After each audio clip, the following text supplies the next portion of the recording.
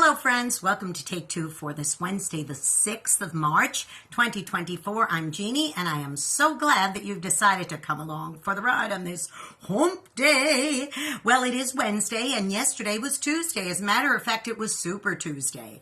A number of states in these United States voted yesterday in the primaries. Now, what does that mean? Well, whoever is selected yesterday will be the one who ends up being in the election in November. Now, of course, this is a big year, it being a presidential election year. But in addition to that, a lot of little local elections go on. Council, Board of Education, things like that. So there were a few names on our local election ballot this year, and we didn't know all of them. As a matter of fact, some of them we'd never even heard of. But we did want to make good, informed choices. So a couple of weeks ago, we printed off a sample ballot off the computer, and Michael and I studied it, and we looked at the names, and there was a proposition to vote on also, and there was a yay or a nay on a proposition and a few things. So we looked it over, and then we made our choices, and yesterday, yes, we went and we voted. And I was really pleased with the results. Some of the things that we voted for, some of the candidates we voted for we felt were the right choices. Whether or not they won isn't the point of what I'm trying to share today, but rather the fact is that we did vote for certain ones because we went through the effort of studying about each person to see if this was the man or woman that we would want serving in these offices. Now, a lot of people will make their decisions when they go into the voting booth. You know, there's quite a few that go in not even knowing who they're going to vote for till they get in the booth and either close that curtain or go behind the little area or sit down at the table with the dividers or whatever it is. They don't even know who they're going to vote for. And that's really a crying shame because you should know who or what you are going to vote for before you get there. I remember talking to somebody several years ago who was just getting ready to start voting. It was a college-age person, and I remember having a chit-chat with her, and I said, "Who are you voting for?" And she told me who she was voting for, and I asked her why, and her answer was, "Because I think he's cute." And I said, "Really? Well, do you know where this person stands on this issue?" And I got a blank stare. Do you know how they stand on this issue? Got another blank stare. I said, "You mean to tell me you're basing your vote on him being cute?"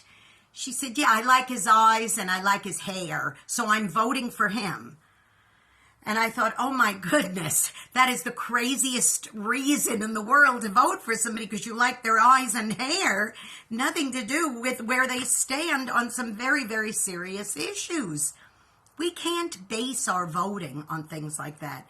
Likewise, we can't base our decision-making about life-changing things on haphazard and ridiculous criteria. You know, I remember somebody that I was talking to once about buying a car, and they were really wanted this particular kind of car. And the reason why was because they knew somebody who was really cool who owned that type of car. And I said, "But do you know anything about this car? You obviously can't buy a brand new one because you couldn't afford it. So that means you're going to buy a used one. And are you going to at least even have it checked out?" Well, the answer was, "I saw it on Craigslist and it sounds really good, so I'm just going to go buy it." And I said, "But you don't know anything about this car." "Yeah, but so-and-so owns the same kind and he looks really cool driving it, so I want one too." Well, needless to say, I looked it up.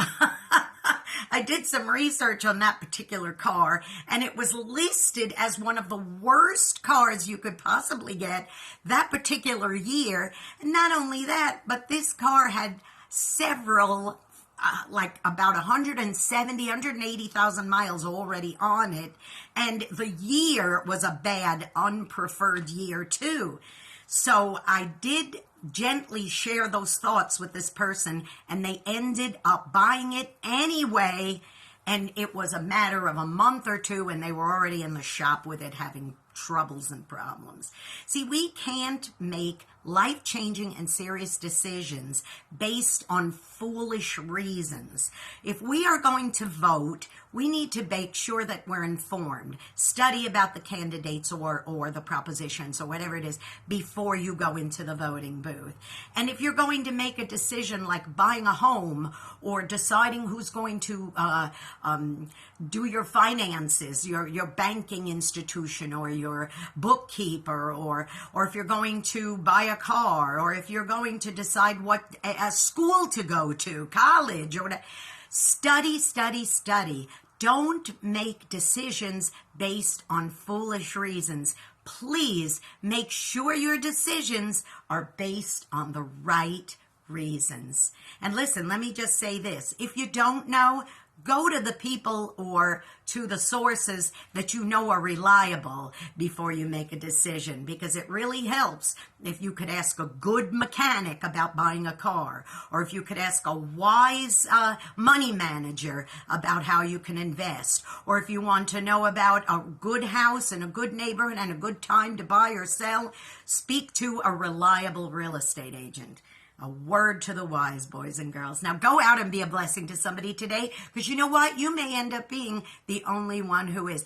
Don't forget, if you haven't already, please subscribe to this YouTube channel, Jeanne Sigler, JeanneSigler. Hit that subscribe button, that notification bell, ding, and I will notify you every time another Take Two is posting. And of course, don't forget, I would really love it if you would tune into my program, Through the Eyes of a New York Woman, heard every Saturday at 9 Eastern, 8 Central AM and PM on UltimateOldiesRadio.com. And then you can hear it again on Sundays at 4 Central, 5 Eastern AM and PM on oldies700.com, oldies700.com on Sundays. Listen, you be blessed, make some good decisions, do your research, and I'll see you next time. I love ya. Bye-bye.